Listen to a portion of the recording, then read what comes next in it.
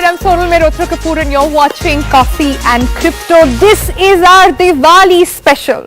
So Diwali is about feasting, dressing up, meeting friends and family, and also a lot of talk about money. Not just losing it if you're bad at playing cards, but also about investment, right? So we thought this Diwali, let's open up your mind towards different sources and kinds of investment. There is one traditional way, which is of course gold. There is another very trending way of making money, which is the stock market. Well, every day a new high almost over there. And then there is crypto, guys. So we on the program today will do a comparison for you. Gold versus stock market versus crypto. Which one fares over the other? Experts will take you through all of that. But before all of that happens, as always, I need a cup of coffee. Let's go to the coffee table.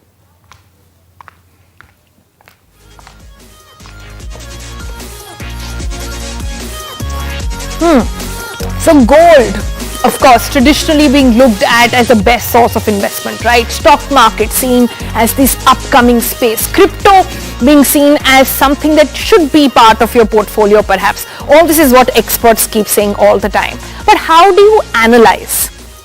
We'll analyze for you. All you have to do is watch this graphic. Look at the return on investment that you've got. If you start with gold, from 2016 to 2021, the return on investment would be about 36%. If you look at the stock market, we've got Nifty and BSE figures for you, about 110%, 118%, huge gap over there between gold and the stock market. And then comes crypto, and look at that figure. That ROI stands at 10,787%. But if all those numbers are too much for you to calculate and figure out how big or small the market is, we made it easy for you to understand. So say in 2016, you put 100 rupees each in gold, in the stock market, and then also in crypto. How much would that 100 rupees have become by now? If you had invested in gold, that your 100 rupees would currently be 156. Nifty, your 100 would have become 210. At BSE, it would have become 220. But if you had put 100 rupees in Bitcoin back in 2016, it would stand at almost 11,000 rupees. Imagine that. But having understood that, too many buts over here, but having understood that, when you make investment, put in your hard-earned money into some sort of asset or for which you're expecting returns, return is not the only thing you're looking at. You're looking at safety, you're looking at liquidity, you're looking at volatility as well. So the best way to understand this is by listening to experts in all these fields. And we've got for you a battle going on over here. We've got experts on gold, on the stock market and on crypto. And let them tell you what exactly are the ups and downs in each of these streams of investment. So let me introduce our guest then. Joining us today on CC is Ashish. Ashish is the CEO of CoinSwitch Kuber. He's obviously going to be talking about the ups and downs of the crypto world. Also joining us is Amrish. Amrish is somebody who watches the stock market very, very carefully, invested as well, and will give you all the ups and downs of that. Also joining us is Abhishek Kapoor from the Solitaire Diamond Boutique there. And Abhishek will give you how exactly gold is as an investment option even now. Safe, secure, of course, is what we all know. But what about ROIs? Is the trend changing? So let's open up this battle. Hello, you guys. Happy Diwali to all of you. Welcome to Coffee and Crypto. I'm very excited to share the frame with three ideologies right now, if it were, right? There is a ideology that believes in crypto, there is a space for stock market, and then there are gold people as well. So very excited to be doing this entire segment with you. So I thought we'll give all three of you opening comment time, and then we'll come back to you on individual pointers on how your particular industry sort of weighs in on those pointers. So let's start with crypto there. Ashish, your 30-second start now on why crypto is the best investment this Diwali. So crypto is a global phenomena which is redefining the way future of companies would be built, right? The next Google, the next Facebook, the next Twitter would be built on blockchain, and crypto would actually change the way we interact with the internet itself, right? And that is why we are so bullish on crypto, because it is kind of redefining the internet itself. And this opportunity lies in the hands of retail users, although a risky asset class, but still an asset class which they can invest in the future. Okay, that was a quick 30-second on that one. Let me go to Amrish next on why stock markets should be people's choice this Diwali. Your 30-second start now. The stock markets world over have proven itself to be a consistent investment opportunity. You have volatility in the short term, but if you look at longer term, it's been giving about 14 to 16% returns per annum for the last so many decades. And the most important for any of the investment opportunities is liquidity. And this is one segment which gives you easy liquidity. So that's one of the reasons why I have been investing in the stock markets for the last couple of decades. All right, so good points over there. Let me go to Abhishek next, 30 seconds. Well, it's Diwali. You obviously have people already buying in gold. But go ahead with why you feel gold should be a safe and bet for investment this Diwali. 30 seconds starting now. Sonal, when you talk about Diwali and Dhanteras, and when you talk about an Indian lady who has a fascination for gold from so many decades down the line, gold not only serves your investment purpose, but also fulfills your social need. For example, a social need, you have a wedding in the family and you need jewelry. For example, you are a working professional, someone like you, who likes to wear a nice bracelet, a nice ring, a nice pair of balis to office. All right, so it serves dual purpose is what Abhishek's point is. Having understood that, let's go to our pointers now and we can go point by point. Let me start with Abhishek since he was the last one to take it. On the issue of volatility, Abhishek, the question is, this is something that gold where really it stands out. But again, the ROI on investment, you saw that graphic over there. Your $100 would have just become about 150 from 2016 to 2021, while the ROI on the rest of the investment options is really great. So how do you think gold actually features there? Yes, gold might feature a little lower in your screen there. But as I said, the social need for gold is way much higher. For example, if my grandmother, say she was 90 years today and she were to gift a chain to her grandson, she had something in terms of investment, which she had bought maybe a 200 rupees a tola she had bought one fine day. So in terms of a social need, when you talk about jewelry, in terms of need, someone maybe with a healthcare problem, you need to liquidate jewelry. One goes back to your jeweler and fetches money. So it fulfills both the requirements. Similarly, for gold, you can invest on it in the form of a SIP, on the stock market in the form of a ETF.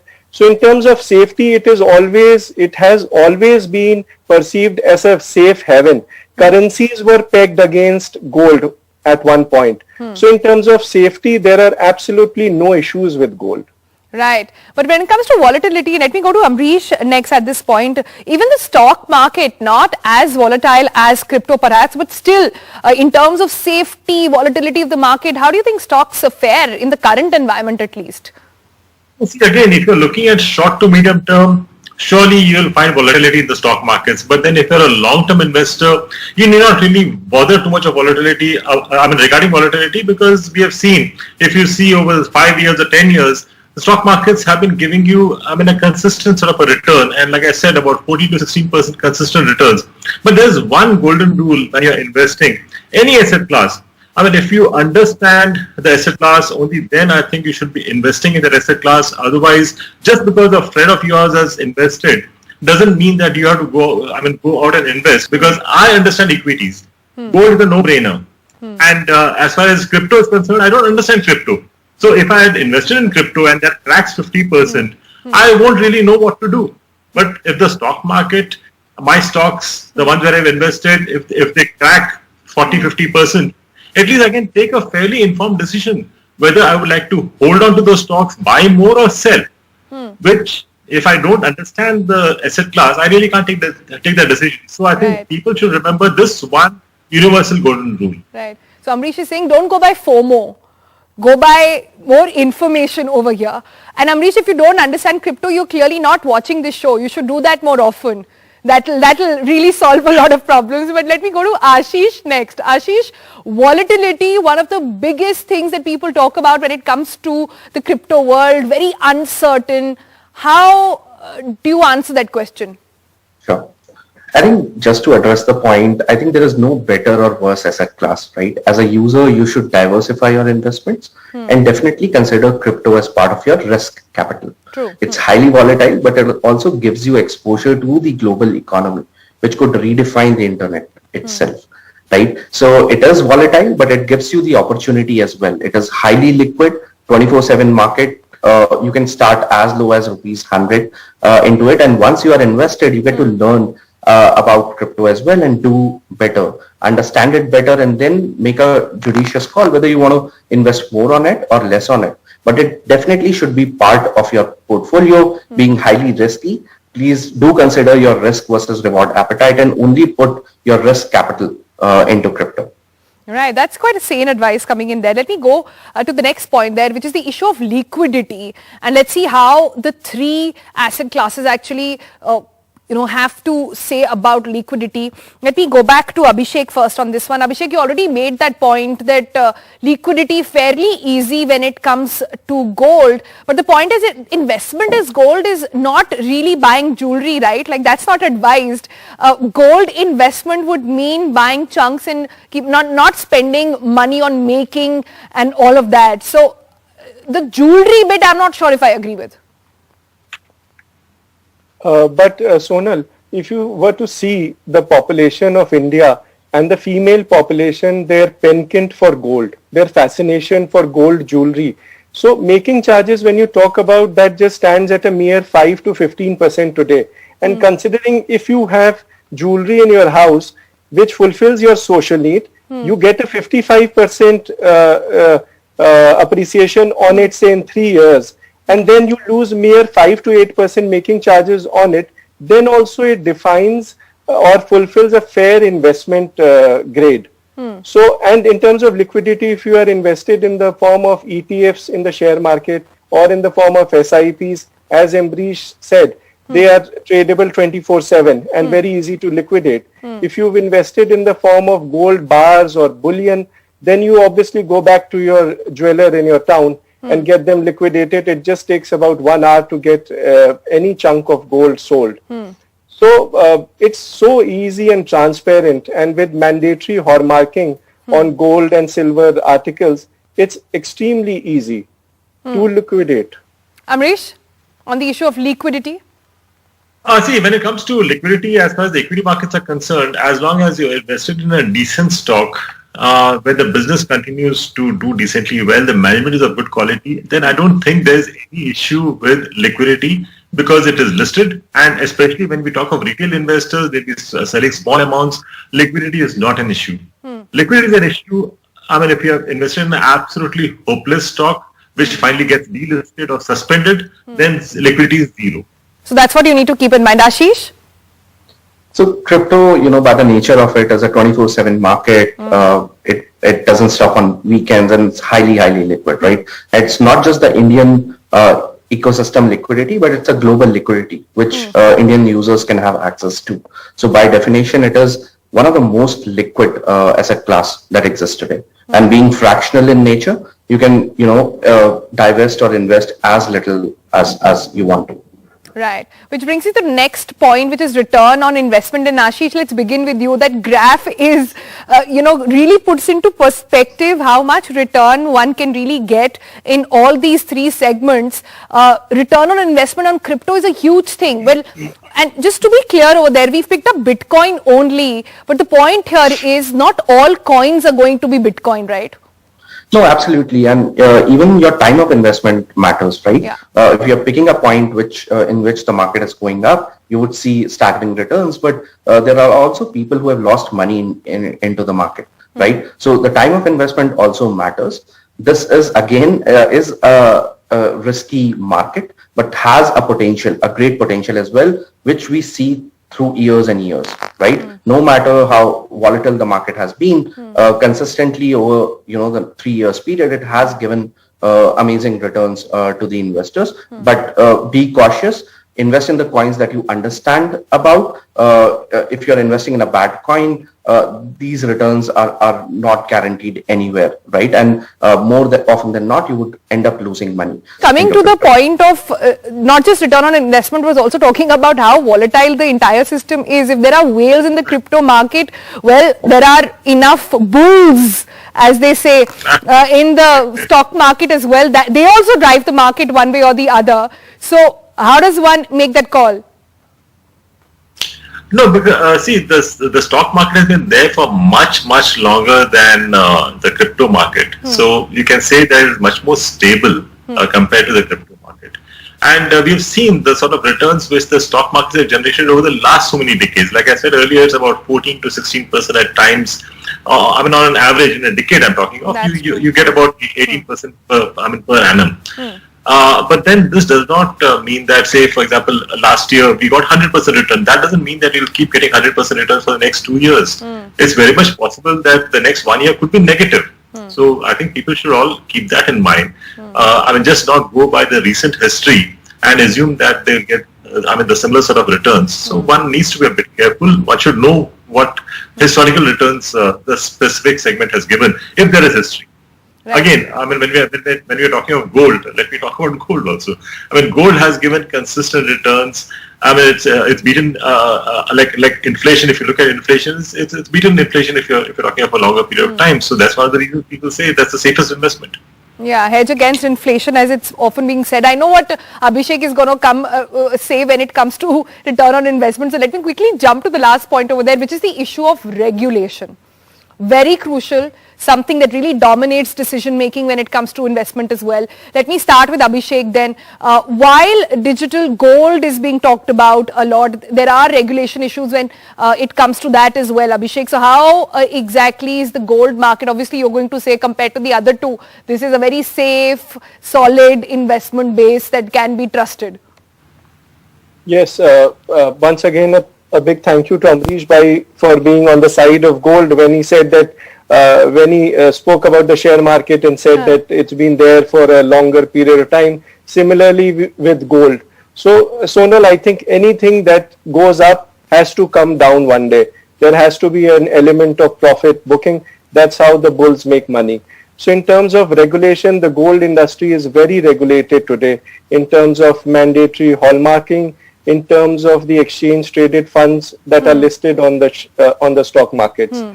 And one needs to understand what kind of investor one is. If I am looking for stability, if I am looking for risk averseness, someone who I am today, I don't understand the crypto market. I understand the share market to the extent that I invest only in SIPs. So Abhishek, you also need to watch Coffee in Crypto, not just when you're on the plan. That's my only solution to everybody who says they don't understand crypto. It's not that difficult. It's actually a lot of fun getting to understand the system as well. But let me quickly take closing comments from both Amrish and Ashish on this one. Ashish, again, regulation, something which goes in the favor of the stock market here. Oh, definitely. Those markets are more matured, but doesn't mean that the new markets would come up, would not have the same opportunities as well. As crypto grows, as the adoption grows, as, more and more governments try to regulate crypto, regulations would come in India as well, and Indian government would embrace crypto and form a platform where we not only invest, but build the technologies of the future, right? So it's just a matter of time. Gold and stock has been in the market for long. They have been regulated. It doesn't that, fluctuations hasn't happened in gold and stocks as well in the past when they were, kind of in the unregulated space. The same story would play out in crypto as well. It's very new. It's going to get regulated, and that's where, the real progress of crypto would happen in India. Well, that would be the biggest news of the year, and we're keeping our eyes on that one as well. Let me give the last comment to Amrish, the voice of reason, also the one who's very nicely sitting pretty in this spectrum of conversation over here between gold and crypto. Amrish, what are you thinking about investments, and how are you making your plans this Diwali? No, in fact, like I said, I understand equities, so my investment is mostly into equities. But again, at the same time, I find that the markets are extremely expensive at this point of time. I mean, we have seen some amount of correction, but then I think the correction can deepen. So as of now, I'm keeping my money in the fourth asset class, which is cash. I'm holding on to a decent amount of cash, waiting for the markets to calm down, and possibly that's the time I'll invest, because at these levels the valuations are just a bit too expensive. All right, so that was interesting. Thank you all for joining us on CC, and happy Diwali again to you and your friends and family as well. All right, that's a good note to take a break on, but when we come back on the other side, the biggest news in the tech world and also in Bollywood. Imagine the fans on both sides coming together for Amitabh Bachchan's first NFT drop. Everything you need to know about that coming up on the other side. Stay tuned.